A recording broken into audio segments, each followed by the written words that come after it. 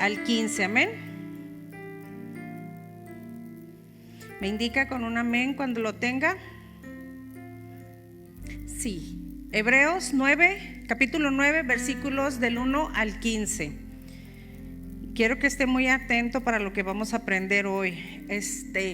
Yo traía tanto gozo y sentía tanto la presencia del Señor cuando estaba estudiando el tema y desarrollándolo, hermanos, que fue tanta mi emoción, fue tanto la felicidad que me dio de ver todas las cosas. Y todavía cuando veníamos de camino, el Señor todavía me soltó una perla más que ahorita yo le voy a entregar a usted y deseo que sea de bendición para su vida, amén. ¿Lo tiene? Dice en el capítulo 9, versículos del 1 al 15: ahora bien, aún el primer pacto tenía ordenanzas de culto y el santuario terrenal, porque había un tabernáculo preparado en la parte anterior, en el cual estaba el candelabro, la mesa y los panes consagrados. Este se llama el lugar santo. Y detrás del segundo velo había un tabernáculo llamado el lugar santísimo, el cual tenía un altar de oro del incienso y el arca del pacto cubierta toda de oro, en la cual había una urna de oro que contenía el maná y la vara de Aarón que retoñó y las tablas del pacto, y sobre ellas estaban los querubines de gloria que daban sombra al propiciatorio. Pero de estas cosas no se puede hablar ahora en detalle. Así, preparadas estas cosas, los sacerdotes entran continuamente al primer tabernáculo para oficiar en el culto, pero en el segundo solo entra el sumo sacerdote una vez al año, no sin llevar sangre, la cual ofrece por sí mismo y por los pecados del pueblo cometidos en ignorancia. Queriendo el Espíritu Santo dar a entender esto, que el camino al lugar santísimo aún no había sido revelado, en tanto que el primer tabernáculo permaneciera en pie, lo cual es un símbolo para el tiempo presente, según el cual se presentan ofrendas y sacrificios que no pueden hacer perfecto en su conciencia al que practica ese culto, puesto que tiene que ver solo con comidas y bebidas y diversas abluciones y ordenanzas para el cuerpo, impuestas hasta el tiempo de reformar las cosas. Pero cuando Cristo apareció como sumo sacerdote de los bienes futuros, a través de un mayor y más perfecto tabernáculo, no hecho con manos, es decir, no de esta creación, y no por medio de la sangre de machos cabrios y de becerros, sino por medio de su propia sangre, entró al lugar santísimo una vez para siempre, habiendo obtenido redención eterna. Porque si la sangre de los machos cabríos y de los toros y las cenizas de la becerra rociada sobre los que se han contaminado santifican para la purificación de la sangre, cuánto más la sangre de Cristo, el cual por el Espíritu eterno se ofreció a sí mismo sin mancha a Dios, purificará vuestra conciencia de obras muertas para servir al Dios vivo. Y por eso es mediador de un nuevo pacto, a fin de que, habiendo tenido lugar una muerte para la redención de las transgresiones que se cometieron bajo el primer pacto, los que han sido llamados reciban la promesa de la herencia eterna. Amén. Yo sé que estuvo un poquito largo, hermanos, y que usted ha de decir, bueno, pero ¿por qué tanta lectura? Porque es importante, hermano, que usted aprenda.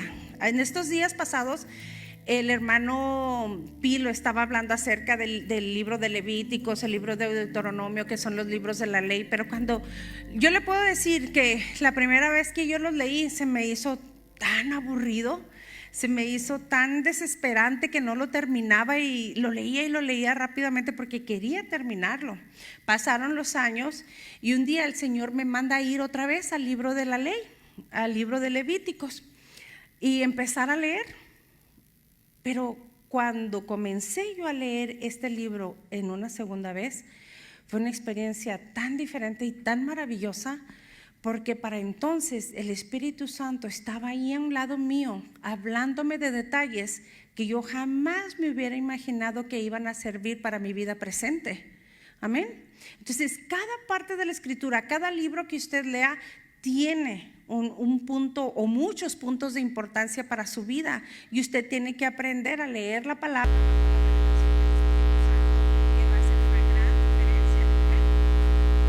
Entonces, bueno, ahorita leímos bastante acerca de lo que es, de lo que venía siendo el tabernáculo. Y acabamos de leer que el escritor de los Hebreos nos está relatando los acontecimientos que ocurrieron durante este momento glorioso del sacrificio de nuestro Señor Jesucristo. Y está describiendo el templo, del cual estaba conformado por 3 áreas principales. ¿Cuántos conocen más o menos cómo estaba constituido el tabernáculo? Amén. Sí, más o menos. Sí sabemos, ¿verdad? Que estaba constituido por 3 áreas diferentes. Amén. Sus áreas principales, que era el atrio, el lugar santo y el lugar santísimo. Y anteriormente también había el tabernáculo, que en la historia lo llaman el tabernáculo de Moisés, puesto que a él se le fue dado el diseño de cómo levantar este templo ambulante, y no estaba fijo, no era como un templo como este, o sea, era como una tienda de campaña, rodeada con estacas, y formado el perímetro lo formaron con estacas y cortinas. Amén. ¿Han visto alguna imagen del tabernáculo? Ustedes sí, hermanas. No, vamos a tener que traerle una imagen. Perlita, ¿no tienes ahí por ahí una foto del tabernáculo para que la hermana se dé una idea? A ver si encuentra, si no está bien. A él le fue dado el diseño de cómo levantar el templo ambulante. Amén. Era desarmable, todo el mobiliario lo movían entre la orden sacerdotal. Amén. Los levitas, que eran los que estaban consagrados para servir en el tabernáculo, en el templo. Era un templo ambulante, para que me entienda. ¿Cuántos han visto, por ejemplo, como hoy en día, que la gente hace campañas en carpas? Algo así por el estilo. Ellos avanzaban por el desierto, llegaban a un lugar, sacaban todo el inmobiliario donde lo tenían guardado y empezaban a armar el templo y ofrecían ofrendas. Amén.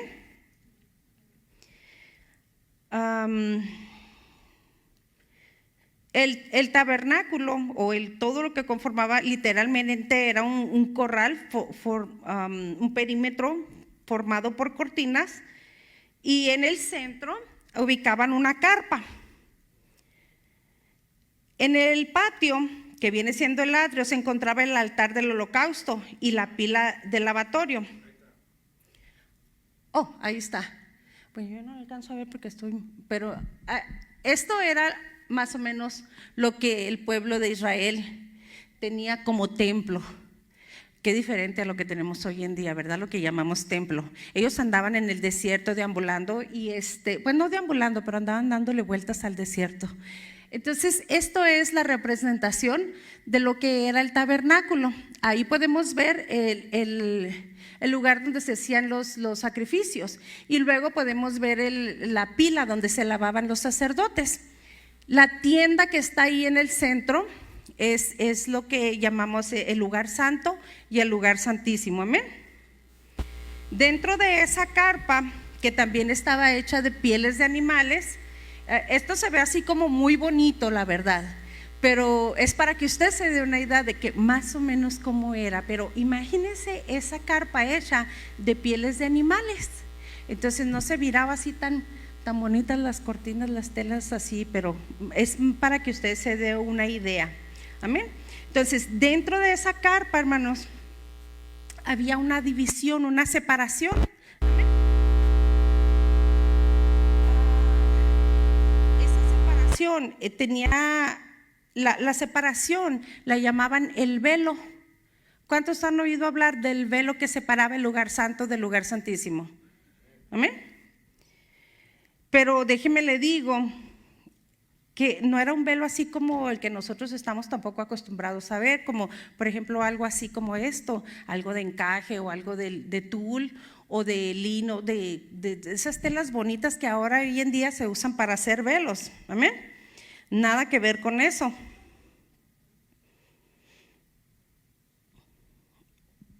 Déjeme le doy un dato bien interesante. Este velo medía aproximadamente 60 pies de largo y 30 pies de ancho, y aproximadamente tenía 1 pulgada de espesor. Como ven, 1 pulgada de grueso tenía.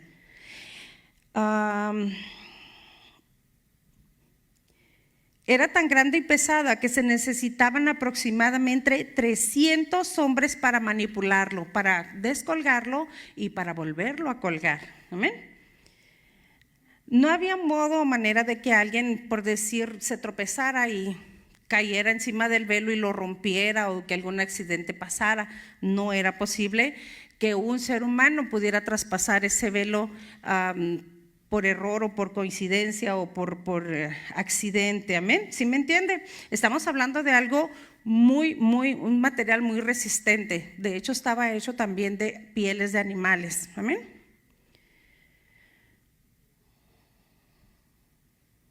En la separación que hace este segundo velo entre el lugar santo y el lugar santísimo, entrando pues a la tienda, tenemos primero el lugar santo. Ahí se encuentra, o se encontraba, mejor dicho, en aquel tiempo, ¿verdad? Se encontraba una lámpara de 7 brazos, como la que tenemos aquí. Ya habíamos hablado acerca de la lámpara de 7 brazos y de la función que tenía, ¿verdad? Y también de lo que simboliza para nuestra vida espiritual. Entonces, y también ahí se encontraba la mesa de los panes de la preposición y el altar del incienso. Esto estaba en el lugar santo, antes del velo que les acabo de mencionar. Pasado el lugar santo, nos encontramos con este velo, y del otro lado se encuentra el lugar santísimo. O sea, estaba repartido en 3 partes: el atrio, el lugar santo y el lugar santísimo. Amén. Del otro lado se encuentra el lugar santísimo, donde está el arca del pacto. Era una caja de madera recubierta de oro, con 2 querubines de frente, viéndose de frente. Amén. Y con sus alas extendidas hacia adelante. Estaban sobre la tapa del propiciatorio. Dentro de la caja estaban las tablas, perdónenme, es que estoy hablando en presente, pero estaban las tablas de la ley, la vara de Aarón y una muestra de maná, del que comieron en el desierto. Entonces, hace unos meses, un ratito, un amigo de mi esposo le regaló esta muestra, que viene siendo no puedo decir que es réplica, porque ni siquiera es exactamente no es una réplica de lo que viene siendo el arca del pacto, pero es una muy buena representación, donde está la caja, las barras por donde lo sostenían los sacerdotes. Cada sacerdote se agarraba de un extremo de las barras y lo cargaban. Representa los querubines viéndose de frente, ¿verdad? Claro que esto ni a escala siquiera, porque está demasiado pequeño. Se los voy a pasar para que lo vean de cerca y puedan apreciar un poquito. Si gustan compartirlo. Este es un regalo que le hicieron a mi esposo hace unos meses, y se me hizo buena idea traerlo para que lo vieran y se dieran cuenta, más o menos se dieran una idea de cómo fue que fue diseñada. Como les digo, es nada más para que se dé una idea, pero está bastante lejos del diseño original. No es una réplica, es nada más un ejemplo chiquito. Entonces, el templo se componía de estas 3 áreas: el atrio, el lugar santo y el lugar santísimo.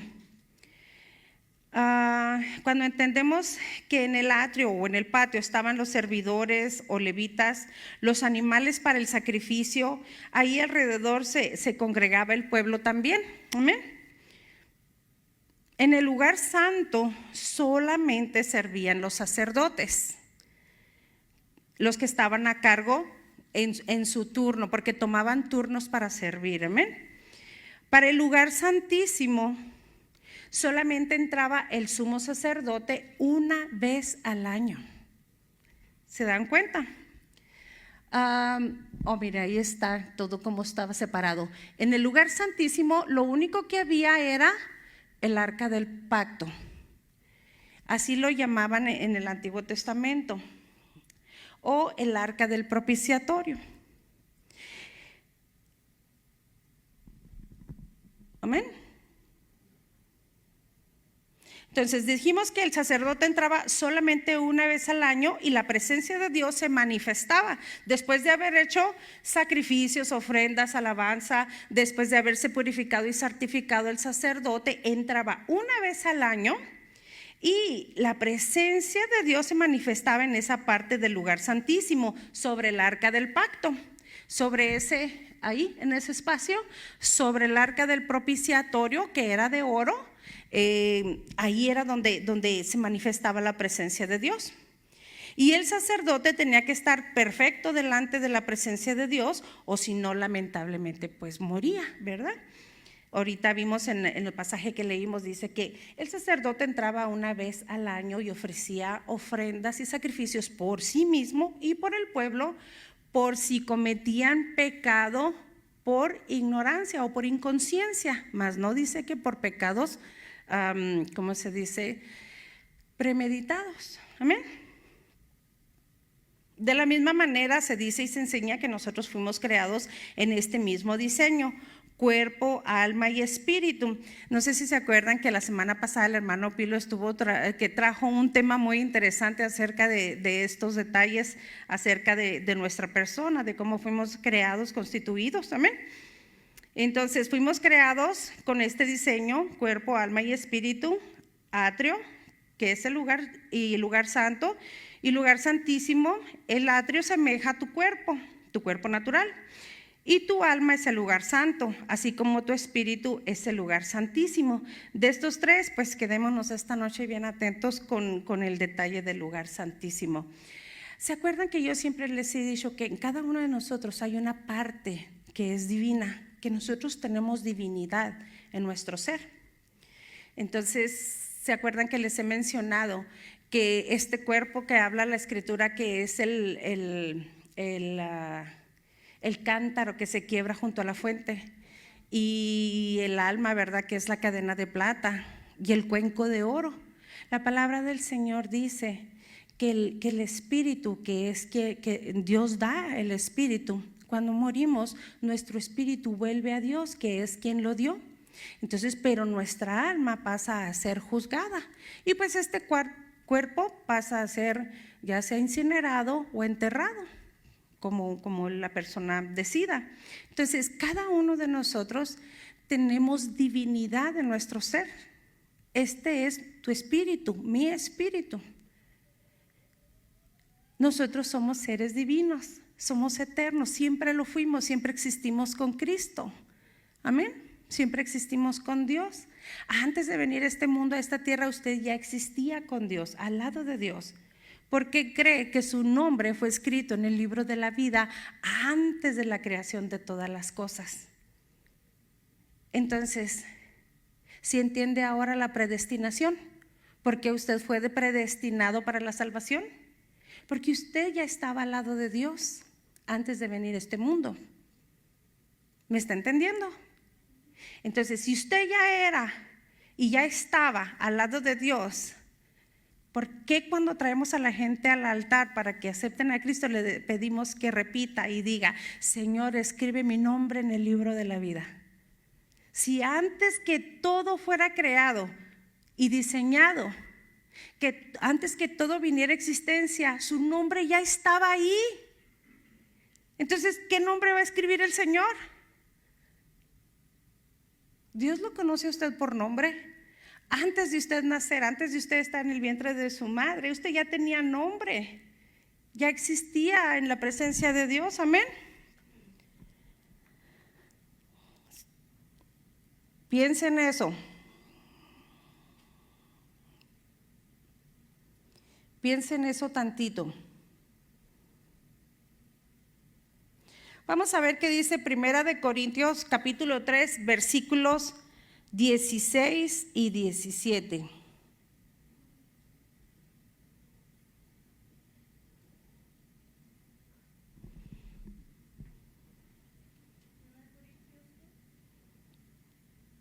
capítulo 3, versículos 16 y 17.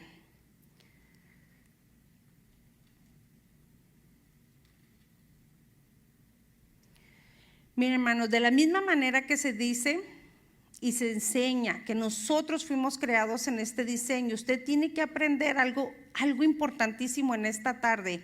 Su espíritu, de sus tres áreas como persona, su espíritu es muy valioso, porque su espíritu es lo que lo conecta con Dios. Es ahí donde usted se hace uno con él. Amén.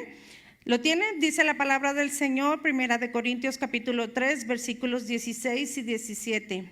Dice: ¿no sabéis que sois templo de Dios y que el Espíritu de Dios habita en vosotros? Si alguno destruyera el templo de Dios, Dios lo destruirá a él, porque el templo de Dios es santo y eso es lo que vosotros sois. Vaya prontito a Segunda de Corintios capítulo 6, versículos 16. Vamos a ver como 3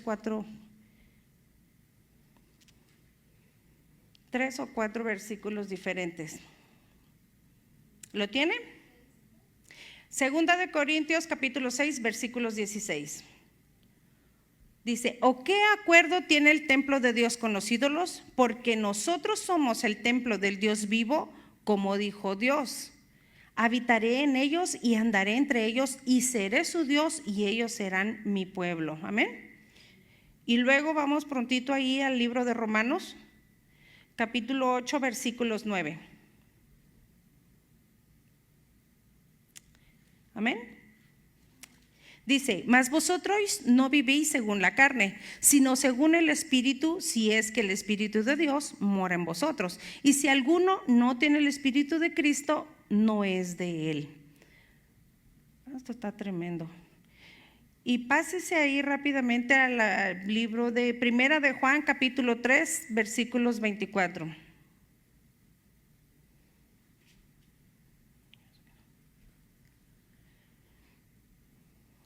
Dice: y el que guarda sus mandamientos permanece en Dios y Dios en él. Y en esto sabemos que él permanece en nosotros por el Espíritu que nos ha dado. Cuando usted y yo fuimos invitados, ¿verdad?, a recibir al Señor en nuestro corazón como nuestro Salvador o como nuestro Señor. No sé cómo le hayan hecho a usted su invitación. A mí un día me dijeron: ¿quieres recibir a Cristo? Y yo dije: sí. Para mí todo era nuevo, todo era bien bonito. Yo estaba experimentando cosas maravillosas. Me dijeron: ¿quieres recibir a Jesús? Pues yo dije que sí. Y pues yo hice esa oración de fe: Señor, te invito a entrar a mi corazón y te invito a morar en mí. Y me imagino que de alguna manera parecida usted también hizo esta oración de fe, ¿verdad? Que donde invitó al Señor Jesús a entrar a su corazón. Cuando usted invitó a Jesús a morar en su corazón, ¿de qué manera cree usted que Jesús lo hizo?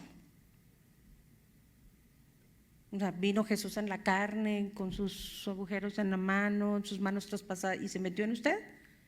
¿Cómo lo hizo? En espíritu, amén. Él entró a morar en usted en una forma espiritual. El Espíritu Santo de Dios es el que lo habita a usted, amén. Ponga atención a lo que le voy a decir ahorita. Su espíritu es esta arca de oro que yo le mostré, este ejemplo. Es esta arca de oro. ¿Se acuerdan que yo les he hablado que oro representa divinidad? Amén. Y plata, riqueza, y bueno, algunos ejemplos les he dado. Ok, usted, este ejemplo del arca que vemos aquí, es lo que en el arca del pacto, ahí era donde se manifestaba la presencia de Dios. Ese era el asiento de su gloria, de su presencia. Entonces, su espíritu es su parte divina. Usted es ese arca del pacto, su espíritu es esa arca del pacto donde la presencia de Dios se desciende, se asienta. Su espíritu es el asiento de la presencia de Dios. Es ahí donde usted se hace uno con Cristo. se hace uno con el Señor. Usted no se hace uno con el Señor en su carne natural. Usted no se hace uno con Dios en su área almática, en su alma. Usted se hace uno con Dios en su espíritu. La palabra del Señor dice que los que son del Señor, un espíritu son con Él. Amén. Gloria a Dios. Si lo entendió, ya con eso yo completé ya esta noche. Amén. La asignación. Entonces, usted es eso. Usted es esta arca del pacto. Este es nomás un ejemplo, pero usted es el arca del pacto, del nuevo pacto del que nos hablaba ahorita en el libro de Hebreos, donde leímos que Cristo trajo un nuevo pacto para nosotros. Él se hace uno con nosotros en nuestro espíritu. Nuestro espíritu es esa arca que retiene, es el asiento de su presencia, de su gloria. Amén. O sea, imagínese cuánta grandeza y cuánto poder, cuánta gloria en un simple mortal, que la presencia de Dios esté en mí de esa manera como estaba en el templo. ¿Se da cuenta qué privilegio tan grande? Oiga, el sacerdote, tan solo por no andar suficientemente limpio, moría al entrar en contacto con la presencia de Dios. Y usted, que porta la presencia de Dios en su espíritu, ¿se da cuenta qué privilegio tan grande? Santo Dios. Ok. Es un honor maravilloso el que le ha sido dado al ser humano, que se rinde a Él. Amén. Ahora yo le voy a hacer una pregunta. ¿Y usted todavía piensa que no es importante cómo vive? ¿Sí? ¿Usted todavía piensa que no es importante cómo viste?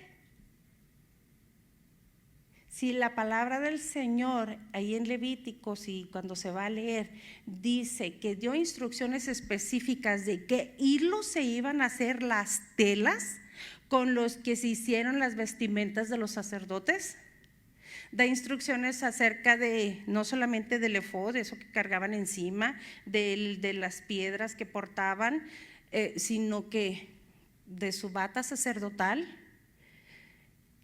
Tan así, no quiero ser grosera, pero dio hasta instrucciones de la ropa interior de los sacerdotes.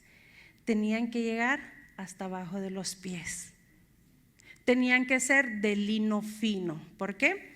Porque al entrar en la presencia del Señor no podía haber nada sucio, nada de contaminación.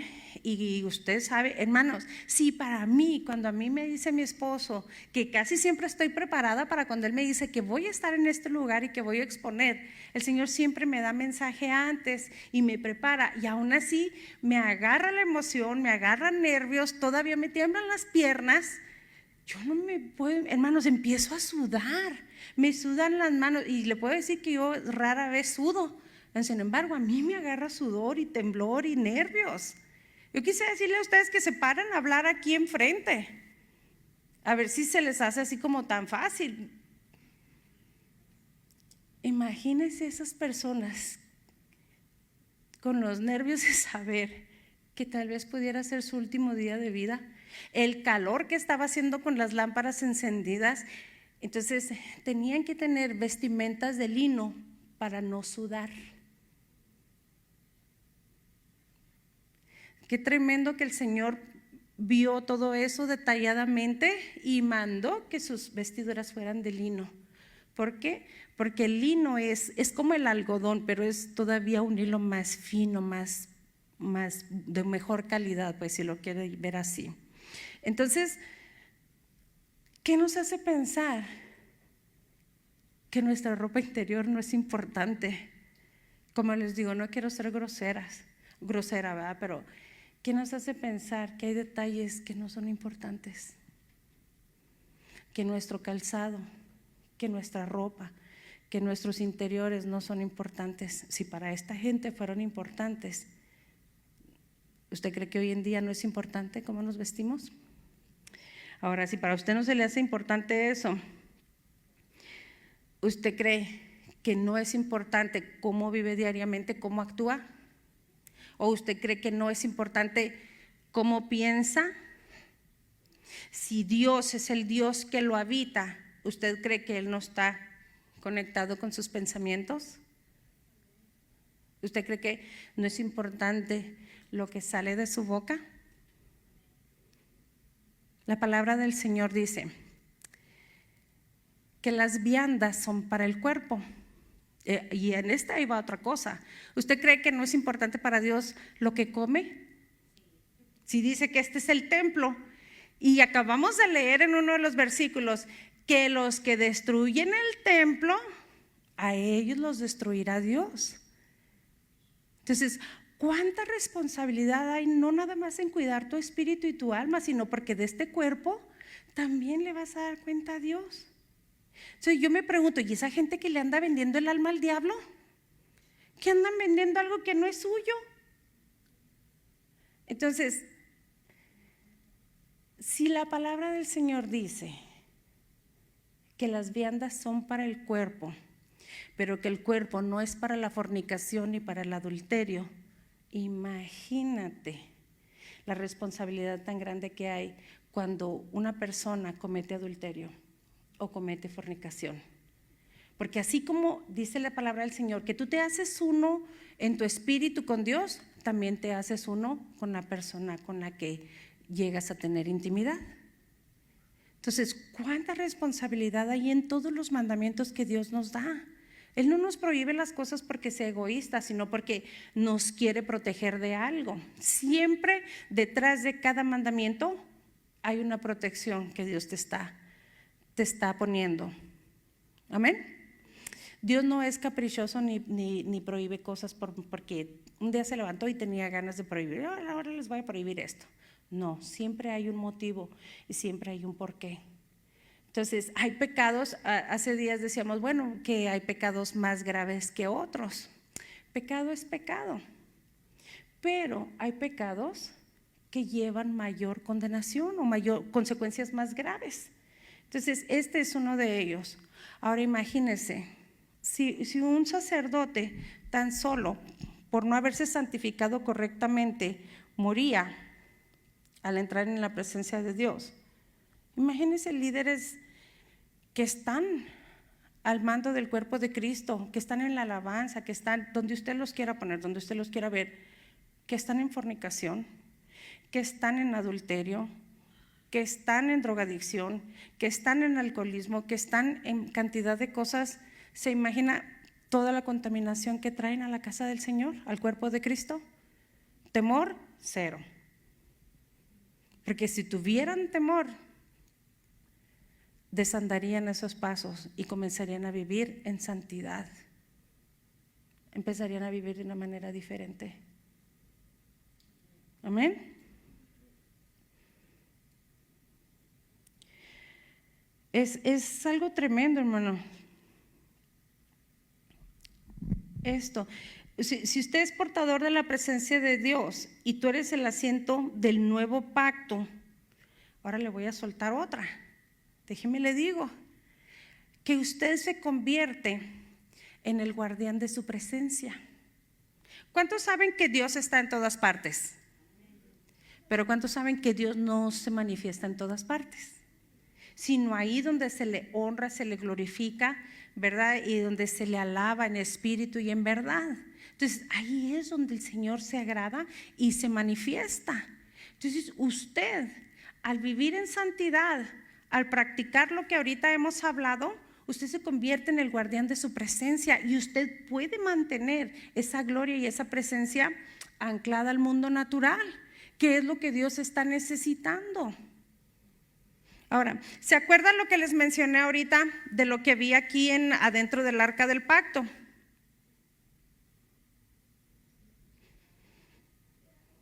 La vara de Aarón, ¿que representa qué? La autoridad.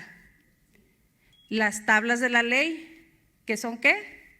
Los mandamientos que le dio Dios a Moisés cuando subió al monte. ¿Okay? ¿Qué más había en el arca del pacto? El maná, que era el pan que Dios les dio a comer en el desierto, ¿verdad? El pan que bajó del cielo.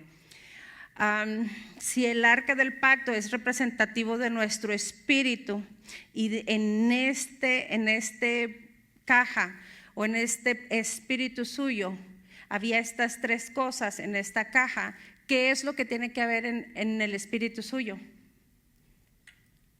Para que Dios lo reconozca como tal, como un asiento de poder y se manifieste ahí en él, en usted.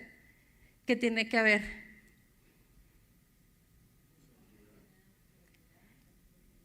La ley.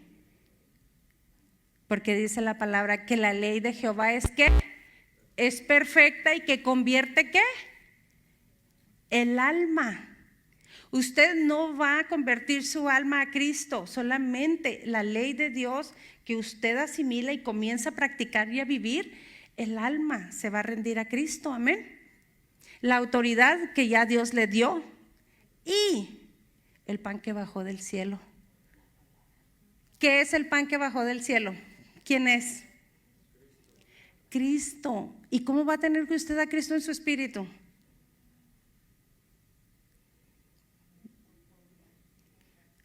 Por medio de su cuerpo. Él es el pan de vida, Él es el pan que bajó del cielo. Si usted tiene estos elementos presentes en su espíritu, hermano, usted la tiene hecha en todas las áreas de su vida, en todas.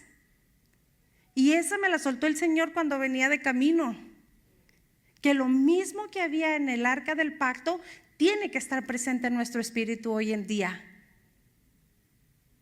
Entonces, ¿qué estamos esperando? Ya vimos la representación del templo. De hecho, es un estudio que yo había visto desde hace mucho. Ya vimos, ya trajimos el estudio de la menora, ¿qué representa? De hecho, también ya habíamos traído el estudio de los 10 mandamientos. Ahora tenemos el estudio del arca del pacto, el asiento de Dios donde Él se manifestaba su presencia, y que usted es esa arca del pacto. ¿Qué más quiere aprender? ¿Qué más necesita para cambiar de vida? ¿Qué más necesita que Dios le dé para ser exitoso en todas las áreas de su vida? Usted lo tiene todo, yo lo tengo todo. ¿Por qué no somos efectivos? No es tan difícil meterse con Dios. Toma tiempo, pero no es tan difícil. Que deje los afanes y que empiece a practicar la comunión con Dios para que Él le revele los secretos más guardados, los detalles más que saltan a la vista, pero que no los vemos. Tome tiempo con Él.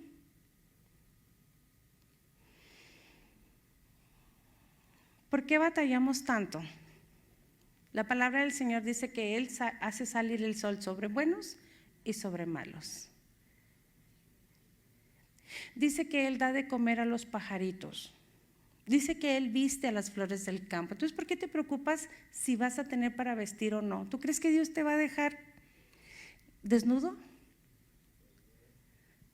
¿Por qué te preocupas por tus alimentos? ¿Tú crees que Dios no sabe que necesitas tu alacena?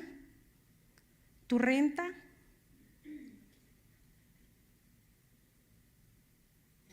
¿Acaso no podrá Dios proveer de toda la riqueza que Él tiene? Entonces, ¿por qué nos preocupamos por lo simple? ¿No será que te quitaron horas de trabajo porque Dios necesita más tiempo contigo? No te tienes que preocupar. Oye, si a los malos les da para la luz y el gas, ¿no te va a dar a ti que eres su hijo? Entonces pregúntale, ¿por qué está pasando esto? ¿Quieres pasar más tiempo conmigo? ¿Sabes que a veces Dios necesita usar estos métodos para ponerte en un rincón y entregarte lo que tiene para ti? Para que aprendas a mover el mundo espiritual a tu favor, para que despiertes áreas en tu persona que están adormecidas. Este es tu tiempo con Dios, hermano. lo que yo veo en este momento es que este es nuestro tiempo con Dios, que Él quiere entregarnos mayor peso de gloria. Y esta semana, y tengo a mi esposo por testigo aquí, que el Señor me dijo que Él está por introducirnos no a subirnos a un nivel, no, sino a introducirnos en un mover más profundo de su espíritu, del mundo espiritual, y estamos entretenidos con carne, afanados con lo que está aconteciendo a nuestro alrededor. El Señor está llamando su atención. Todo lo que está aconteciendo en la vida de cada uno de nosotros en este momento es porque el Señor quiere nuestra atención. Si Él ya nos lo dio todo, incluyendo a su Hijo amado, y proveyó todas nuestras necesidades, entonces dígale al Señor: Señor, ¿qué quieres conmigo? Métase con el Señor, este es su tiempo. Todas sus circunstancias, póngaselas al Señor en el altar y dígale: Señor, encárgate de esto mientras yo me meto contigo. No deje que nada lo distraiga. Cada circunstancia en su vida, entréguesela al Señor, sean las finanzas, sea la salud, sea la familia, sea el marido, sea la esposa, sean los hijos, lo que sea, entrégueselo al Señor y el Señor le va a responder. Si Él se tomó el trabajo de diseñar un tabernáculo para poder estar entre sus hijos, para poder estar fíjese bien, o sea, andar entre ellos. Porque ya cuando se fija más adelante, como la forma en que se acomodan las 12 tribus alrededor del tabernáculo, el padre en el centro y sus hijos alrededor. ¿Cómo le gusta estar al papá? Con sus hijos alrededor y tener deleite con ellos. Le gustaba estar entre ellos. Pero sabe que no se conformó y dijo: voy más allá. Y envió a su único hijo a morir por usted y por mí, para Él habitar en nosotros, no entre nosotros, sino en nosotros. ¿Qué más quiere? Ya se lo dio todo, ya le dio todo. ¿Qué más quiere? Y aún así nos estamos quejando. Ay, es que yo no tengo esto, es que yo no tengo un carro como el del hermano, porque mira, todavía tengo que esto, es que yo no tengo una casa así, es que no tenemos un templo como el de la hermosa, qué sé yo. Hermanos, ¿vieron las iglesias, los templos en los que se congregan hermanos de la sierra? Ya ni siquiera digo de Perú, aquí cerquita en la sierra de Chihuahua. Nomás vieran qué templos tienen, por decir algo. No tienen aire, no tienen calentón, es más, no tienen techo, llueve y todos se mojan. Aquí tenemos todo, en nuestras casas tenemos todo. Entonces, ocupémonos de las cosas más importantes, de las cosas más profundas. Necesitamos mover esta nación. Para algo nos trajo el Señor a esta nación. Amén. ¿No creen que nos trajo nada más para que agarráramos papeles y ver si podíamos agarrar estampillas y beneficios? No. Dios te trajo con un propósito. Con papeles o sin papeles, déjenme les digo, yo cuando pasé, yo no tenía papeles. Con papeles o sin papeles, Dios te trajo con un propósito. Él no hace las cosas por casualidad. Entonces, hay que preguntarle al Señor: ok, Señor, ¿para qué me trajiste aquí? Por años yo le pedí permiso al Señor que nos dejara movernos de aquí del Paso a otro lugar. Queríamos ir a vivir a otra parte. ¿Cierto o no? Nunca nos dio la autorización de movernos. Nunca nos dejó movernos de aquí.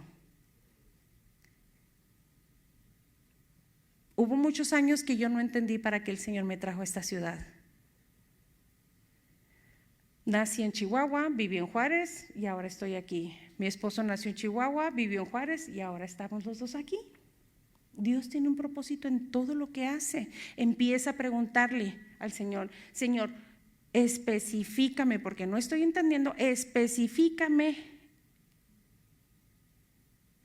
los planes y los propósitos de vida que tienes para mí. ¿Por qué me trajiste a esta nación para empezar? ¿Por qué esto? ¿Por qué lo otro? Dios no se enoja porque le preguntamos. Entonces empiece.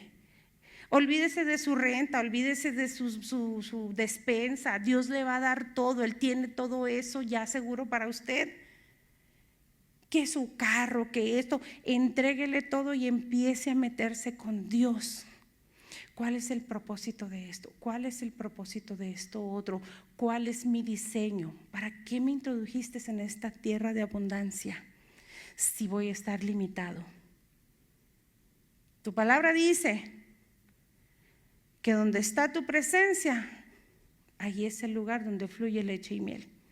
Entonces, no se preocupe de lo natural y empiece a preocuparse por lo espiritual.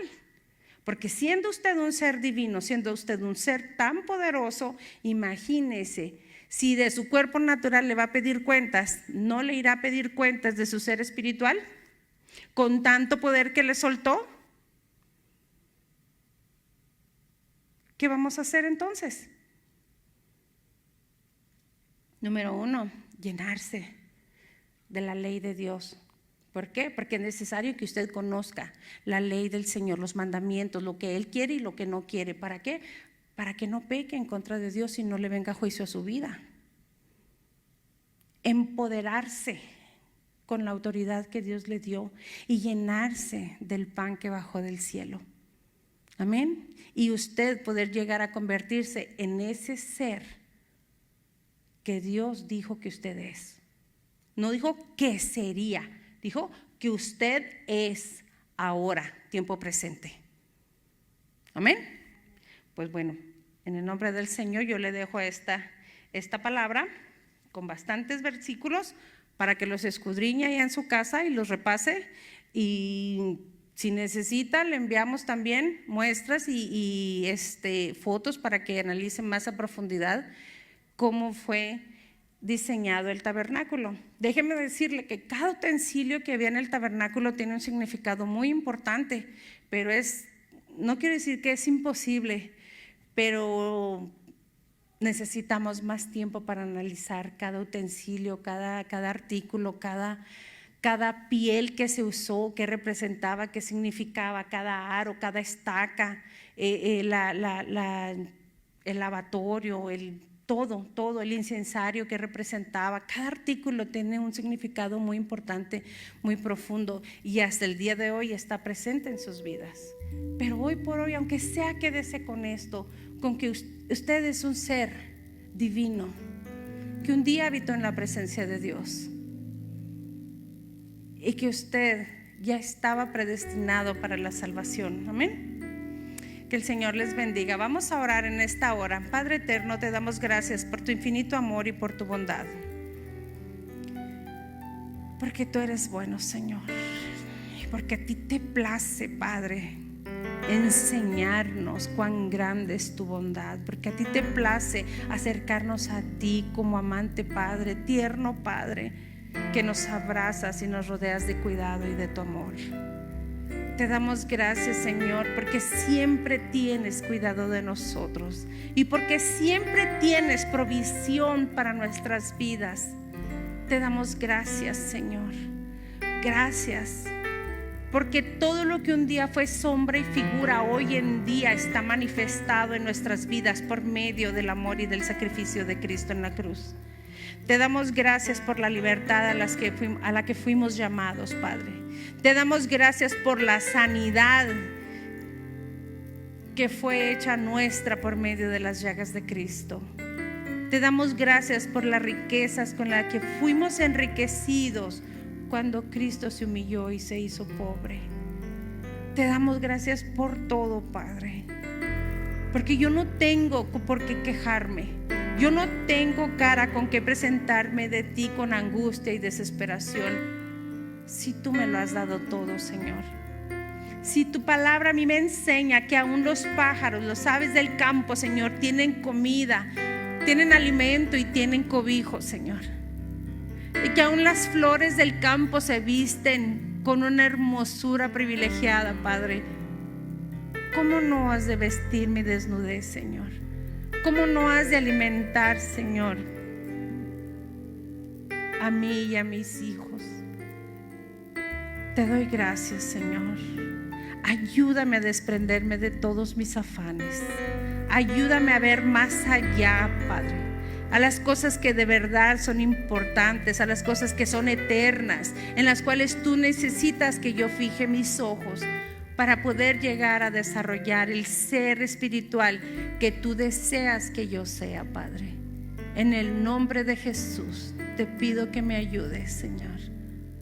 Yo no lo sé todo, Señor, yo estoy aprendiendo. Te ruego que no me sueltes de tu mano, que no nos sueltes de tu mano, Señor. Síguenos enseñando, síguenos instruyendo, Padre, porque queremos llegar ahí, a ese punto donde tú nos necesitas, para poder manifestar mayor peso de gloria a nuestros hermanos y a este mundo que está cautivo, Padre. Nosotros tenemos que ser luz en medio de la oscuridad, luz en las tinieblas, luz que alumbre con la luz de Cristo.